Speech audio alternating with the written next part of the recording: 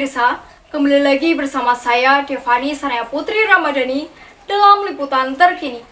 Kami hadir dengan laporan utama dari Pulau Sumatera yang beberapa hari terakhir dilanda bencana banjir dan tanah longsor. Berikut laporan selengkapnya. Pemirsa, bencana banjir bandang dan longsor kembali menerjang beberapa wilayah di Pulau Sumatera. Tidak hanya dipicu oleh curah hujan ekstrim, tetapi juga oleh kondisi lingkungan yang semakin rentan. Berdasarkan data terbaru dari Badan Nasional Penanggulangan Bencana atau BNPB, hingga 11 Desember 2025, jumlah korban meninggal dunia mencapai sekitar 990 jiwa. Setelah tim SAR menemukan sejumlah jenazah tambahan di beberapa lokasi terdampak. Sementara itu, puluhan hingga ratusan warga masih dinyatakan hilang dan proses pencarian terus dilakukan oleh tim gabungan. Wilayah terdampak meliputi sejumlah daerah di Aceh, Sumatera Utara, dan Sumatera Barat. Banjir bandang datang secara tiba-tiba, membawa material lumpur, batu, dan potongan kayu besar dari kawasan hulu sungai, menghantam permukiman warga dan menimbun rumah secara cepat. Selain faktor hujan ekstrim, para ahli lingkungan menyebut kerusakan kawasan hutan dan alih fungsi lahan di daerah hulu sungai turut memperparah dampak bencana.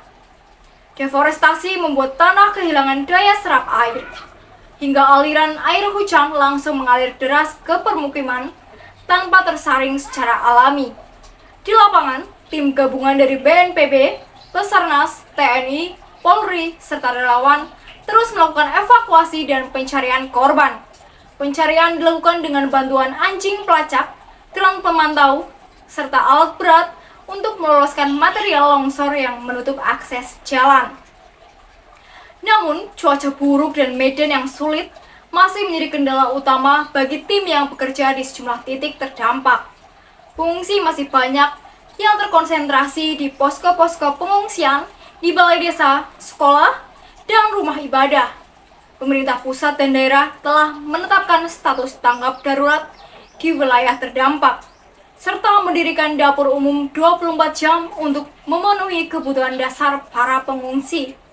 Layanan kesehatan darurat juga disiagakan untuk menangani warga yang mengalami luka, hipotermia, serta gangguan pernafasan akibat paparan material longsor dan debu. Pemirsa, para ahli lingkungan kembali menekankan pentingnya menjaga keseimbangan ekosistem untuk mengurangi risiko bencana hidrometeorologi di masa depan. Pemerintah menyatakan akan memperketat pengawasan kawasan hutan serta evaluasi izin pembukaan lahan di daerah rawan bencana sebagai upaya jangka panjang. Mengingat perkiraan cuaca masih menunjukkan potensi hujan tinggi di beberapa wilayah Sumatera, masyarakat diimbau tetap waspada terhadap potensi bencana susulan dengan menjauhi lereng rawan longsor dan bantaran sungai, serta segera mengungsi apabila terdengar peringatan dari aparat setempat. Demikian laporan utama siang ini.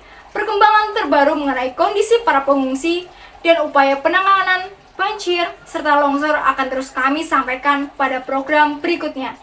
Saya Devani Sanaya Putri Ramadhani, terima kasih telah menyaksikan liputan terkini. Tetap jaga keselamatan dan sampai jumpa di program selanjutnya.